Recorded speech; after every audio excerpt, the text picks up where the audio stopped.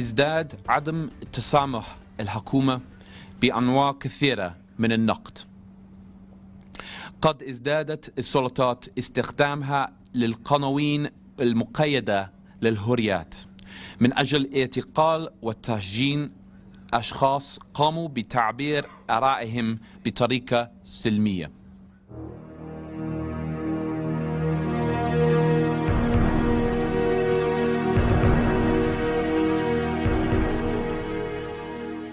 الوطن مجموعة عواطف تسكن قلوب المواطنين، يفدونه بأرواحهم ودمائهم وأبنائهم، فهم محكومون بحبه والإخلاص له، لا هدف لهم سوى رفعة شأنه والدفاع عنه. فإذا وقف الوطن ضد شعور المواطنين وخياراتهم وعواطفهم، فإنه يتنكر لهم ولمستقبلهم ويتحول إلى سجن.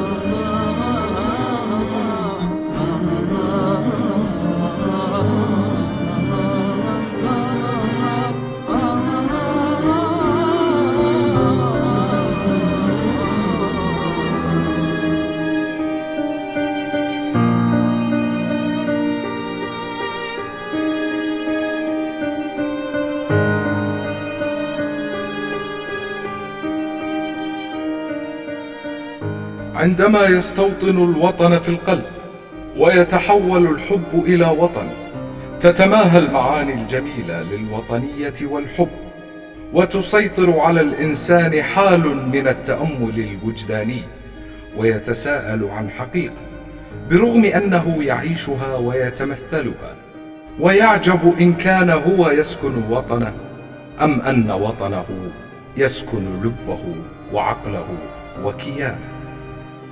هكذا هو حال المواطن في الكويت، إنها أرضه الطيبة التي ولد عليها وترعرع في جنباتها وشب في أفنانها، وشغف قلبه حب بحرها وصحرائها، وملأ صدره عبير نسماتها، فامتزج هواؤها بدمه، وسرى عشقها في عروقه، وفرض عليه إخلاصا لا مفر له منه، فتشبث بترابها ليجد أن الأرض تحولت إلى عرض، فيغار عليها، يغار غيرة المواطن الذي لا يرى في الكون إلا وطنه، فيفديه بدمه وماله وبأولاده. هذا هو المواطن الكويتي، مواطن ينسج من خلاياه رداء يلف به حبيبته الكويت ليحميها من عاتيات الزمن، ويصنع من عشقه رحيقا يداوي به مرارة الأيام.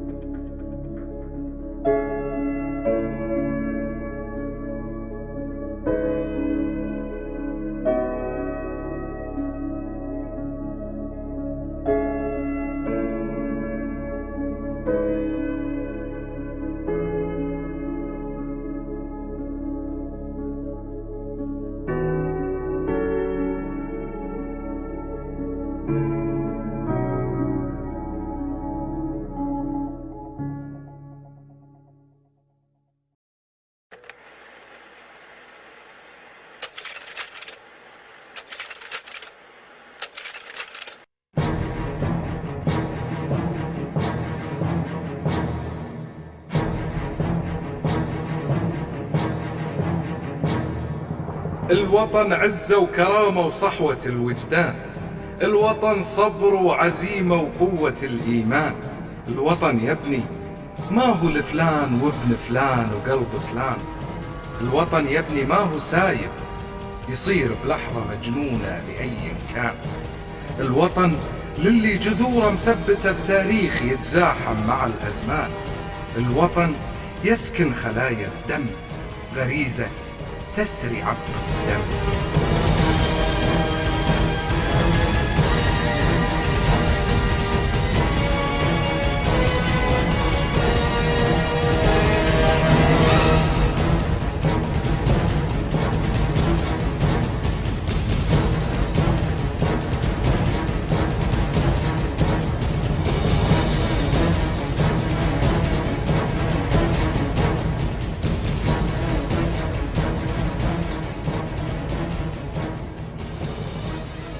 متى يعودون؟ قتل النفس والبعد عن الوطن صنوان في المنظور القرآني. ولو أنا كتبنا عليهم أن اقتلوا أنفسكم أو اخرجوا من دياركم ما فعلوه إلا قليل منهم. سحب جنسية الغيورين من أبناء الكويت انتهاك واسع لحقوق الإنسان وللقانون الدولي. منظمة العفو الدولية تطالب بإيقاف هذه العقوبة. عقوبة الإعدام عقوبة أخف من سحب جنسية مواطن غيور، تفرض عليه الغربة في وطنه. سحب جنسيتي إعدام عملي يومي لي ولأسرتي، إعدام يتكرر على مدى الأيام والشهور والسنين. في إعادة حسبة، مراجعة حسابات. ايش معنى صارت مع هالأربعة؟ شلون؟ ايش معنى صارت مع هالأربعة هذيلي؟ الحين أنا قلت ثلاثة، الحين بيجي حق الرابع، بس ايش معنى صارت مع هالثلاثة على الأقل؟ بالعوضي والجبر والبرغش، وانتقام سياسي؟ ما في انتقام سياسي، في تطاول. ويطلعونهم إذا تشيطنوا. طبعا اكيد انت تبي تشتغل ضد النظام وانت قاعد لازم.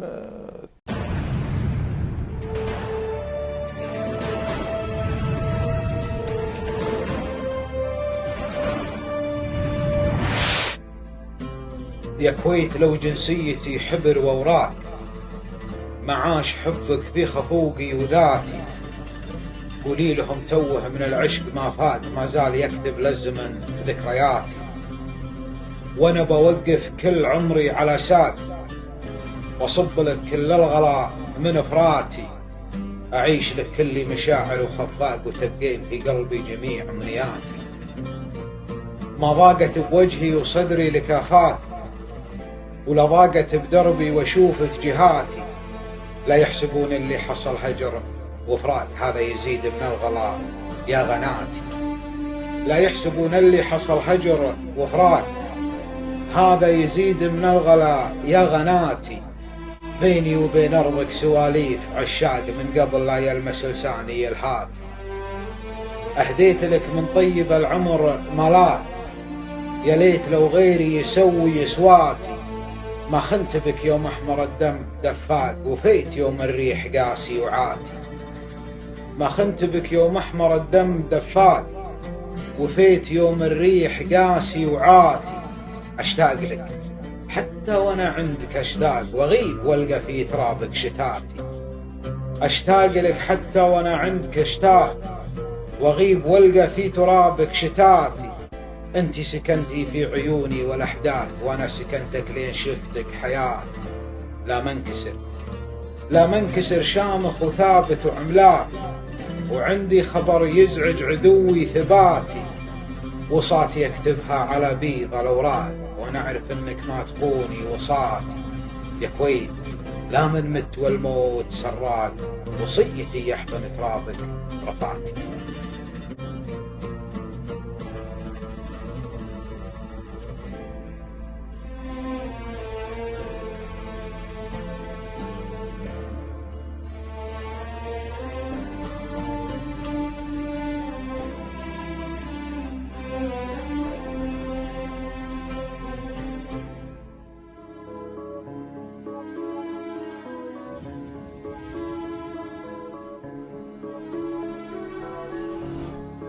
ووافق مجلس الوزراء على مشروع مرسوم بسحب الجنسية الكويتية من المدعو أحمد جبر كاظم عافة الشمري عبد الله حشر عايد البرغش سعد محمد عبد الله سعد العجمي.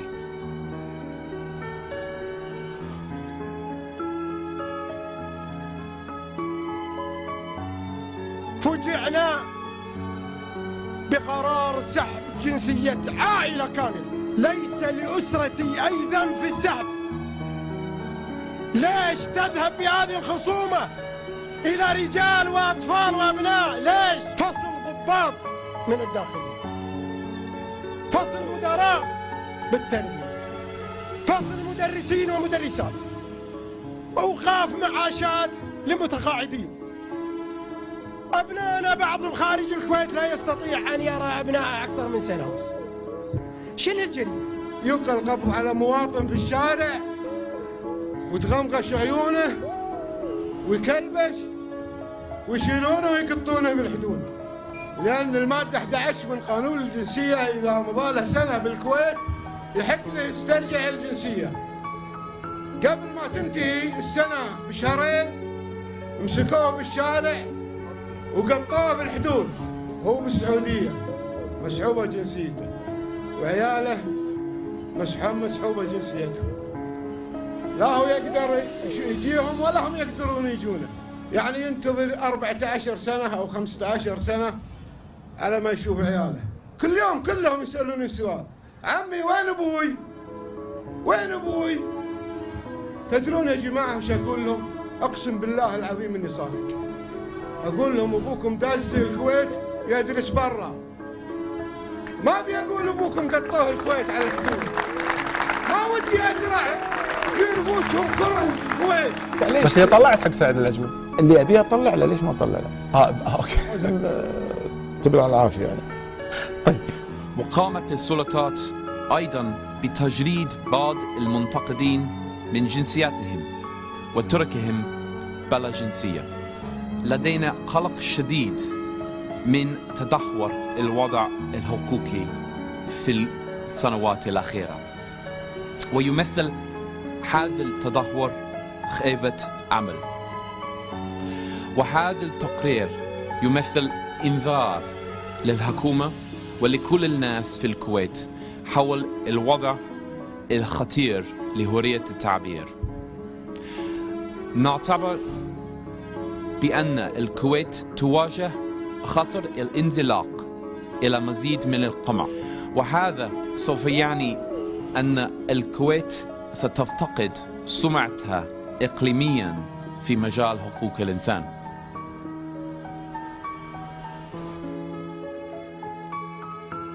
حويت ناس ما وراها محاصيل، تناهبوا خير البلد بالنصيفة. يا ريم لو سكت علي الغرابيل، نشوم والكفة النظيفة نظيفة. حنا على خبرش ربينا مشاكيل، نعيش بالتمرة ونفس عفيفة.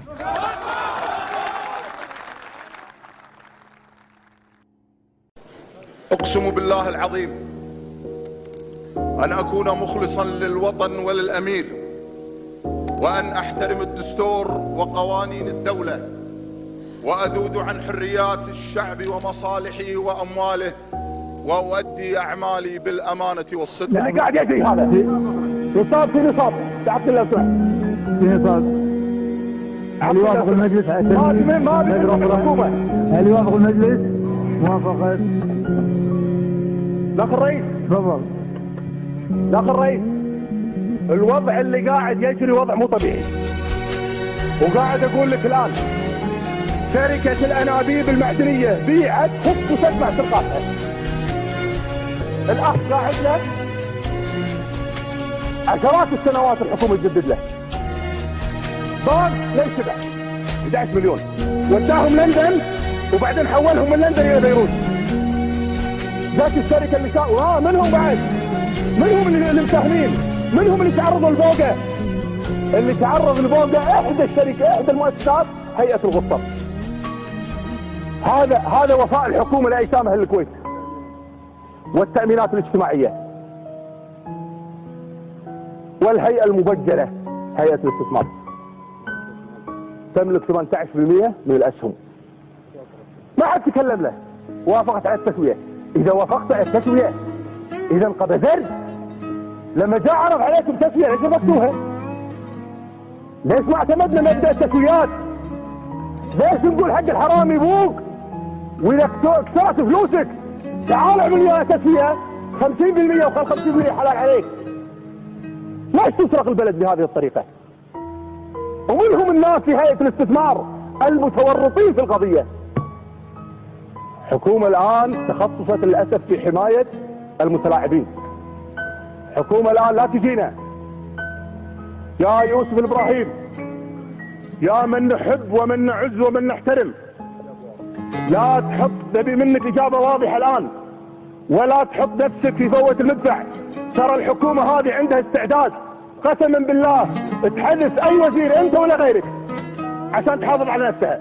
يا يوسف إبراهيم، أما أنك تقدم بلاغ في علي الخليفة وعلي السالم إذا جاك الرد من النائب العام كما تفضلت، وإلا يا يوسف إبراهيم استعد وفقا للمادة 101 للدستور. شكرا.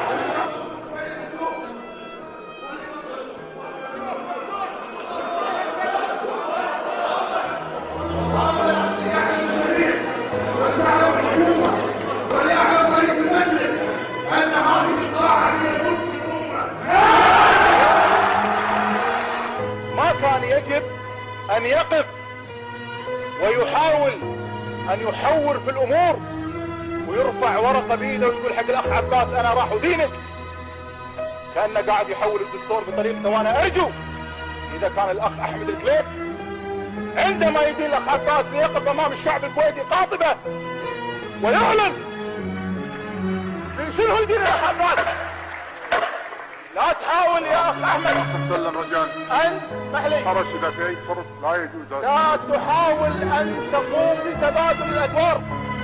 أنت وزير مساءل أمام الأمة، مساءل أمام مجلس الأمة، لا تملك أن ترفع ورقة في وجه أحد النواب الأحرار. اقعد اللي دورك تكلم، إذا جاء دورك تكلم اقعد.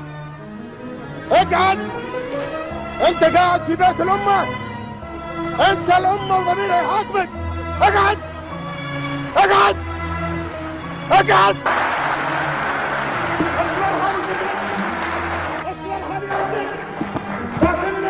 أثبت من اللي تتعامل معاه. اقعد. أي دعوة توجه لنصرة أي دولة بالخليج لا يمكن أن نتخلى عنها، ولكن أرجو أن يضاف بالتصريح مطالبة إيران بالانسحاب من الجزر الثلاث. الموقف مع الإمارات والخليج لا يجزأ، هناك أرض محتلة، فإذا كان محمود غزلان قد أساء إساءة محمود غزلان وغيره للخليج، لا يمكن أن نقبل أي طرف قسما بالله أن طفل في الخليج يهان، ولكن الموقف من الخليج لا يجزأ. نطالب بمناقشة ما قاله غزلان ومطالبة إيران بالانسحاب من الجزر الثلاث،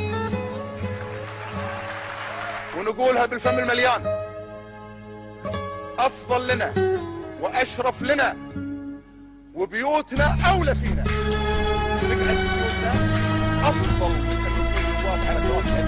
ترى هذا كبس العلم. هذا لما تزاحمت الناس على صناديق الاقتراع كانت تريد نواب يمثلون الأمة وضمير الأمة وأعراض الأمة. هذا كبس العلم. إذا ما قعدنا على كبس العلم ونتحمل مسؤوليته، ولا كل واحد يروح يقعد عند هلا. خلونا نتكلم الآن بوضع أنا أعتقد أن كل الجهود التي بذلت خلال الفترة السابقة هي التي صنعت هذا الوضع، خصوصا ما يتعلق بالبعد الإنساني لهذه القضية اللي ما مفترض إطلاقا أن يتم إطلاق كلمة المقيمين بصورة غير قانونية لأشخاص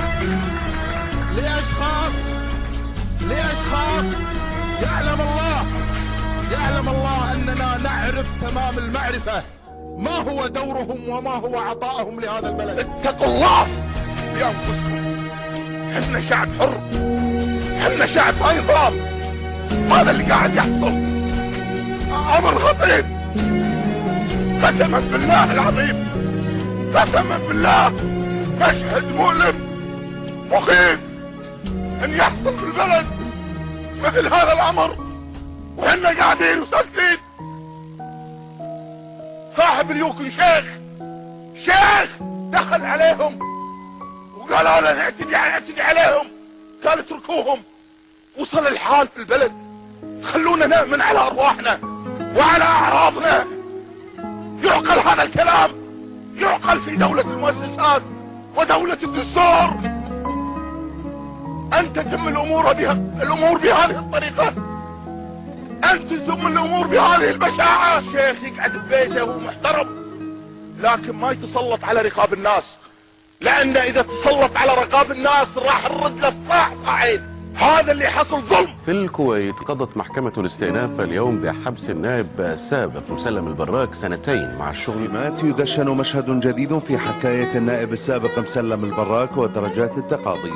لما يصدر حكم قضائي ويذهب إلى الحد الأعلى من هذا الحكم 5 سنوات، وبعد ذلك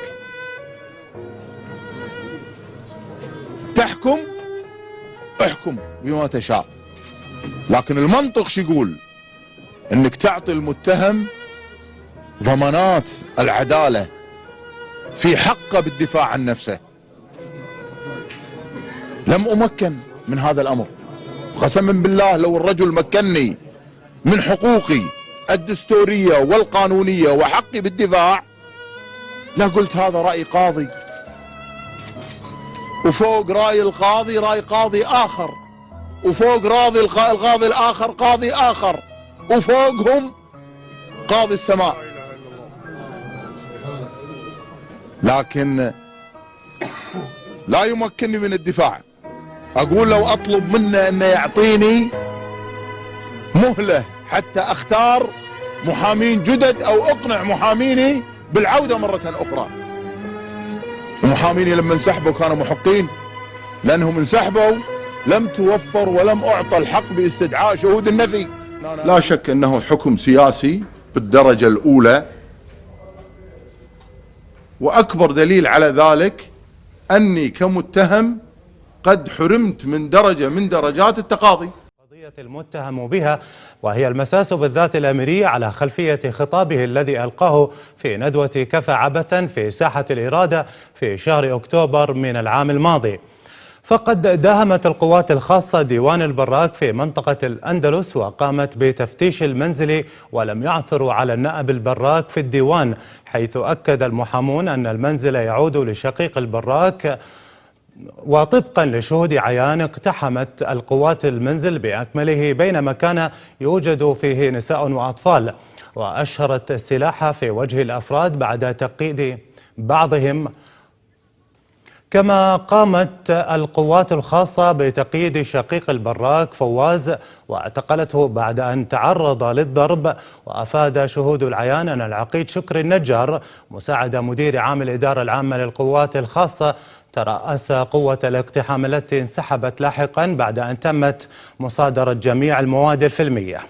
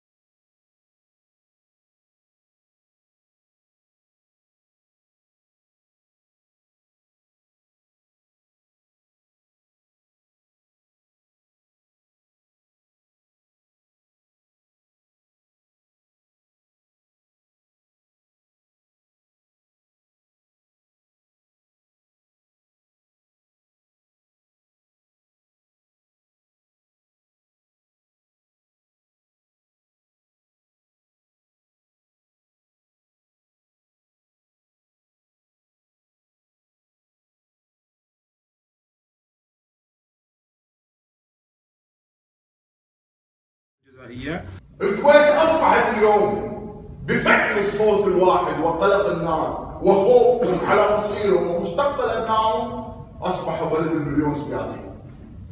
أصبح الناس قلقين، يشعرون بالخوف، بالألم، بالحيرة.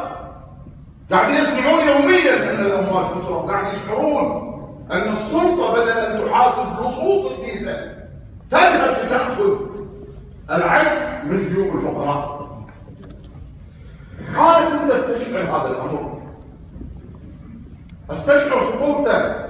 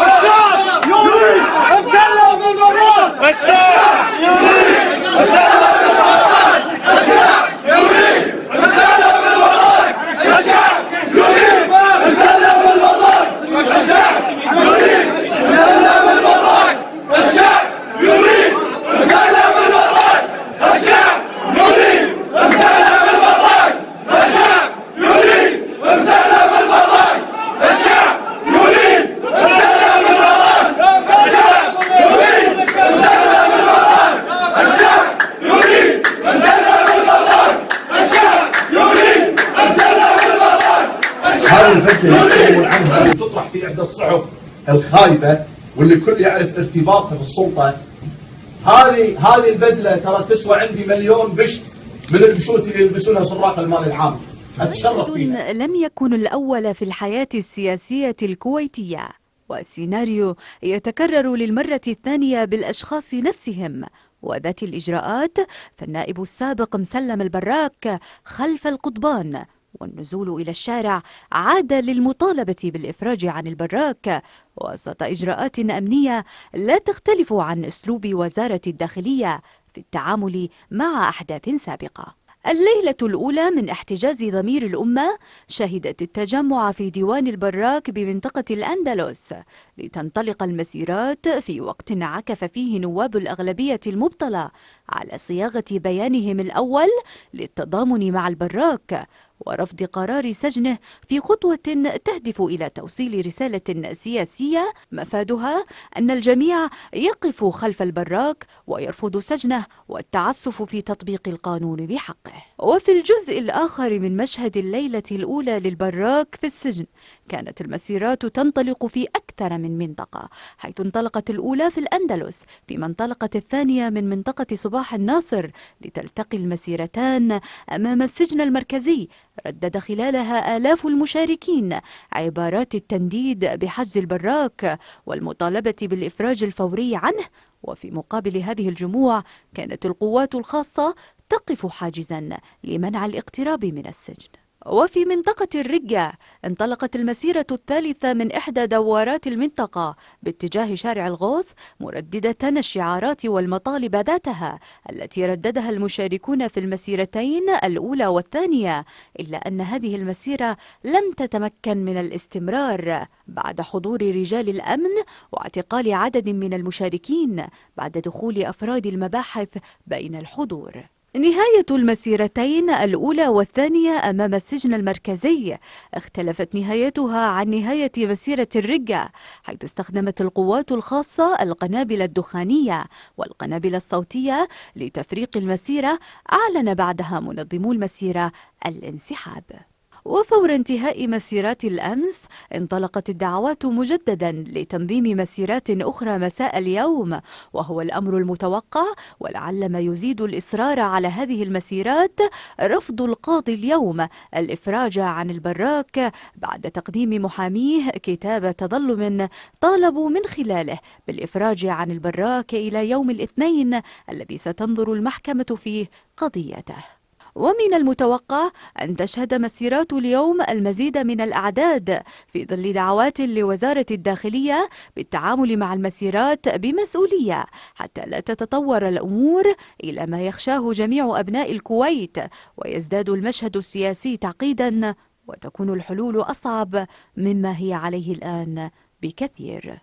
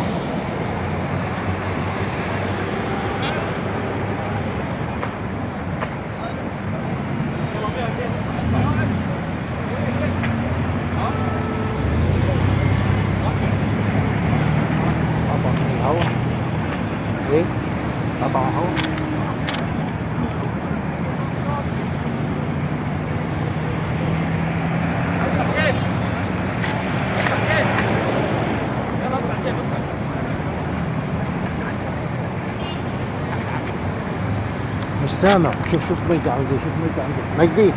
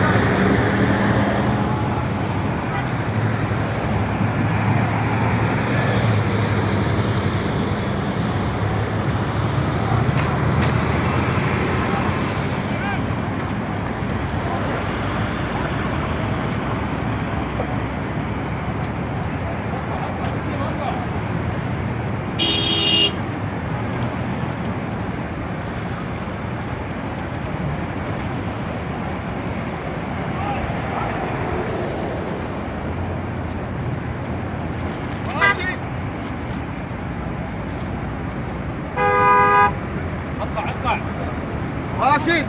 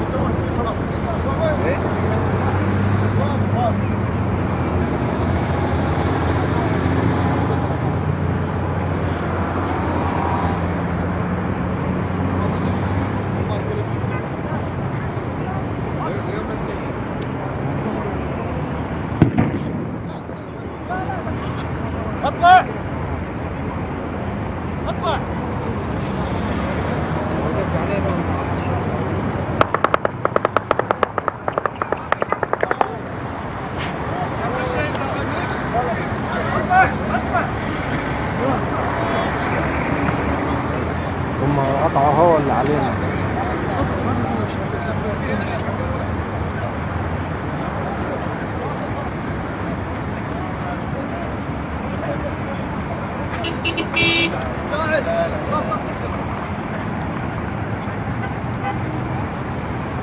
صوت الرصاص الحي ده.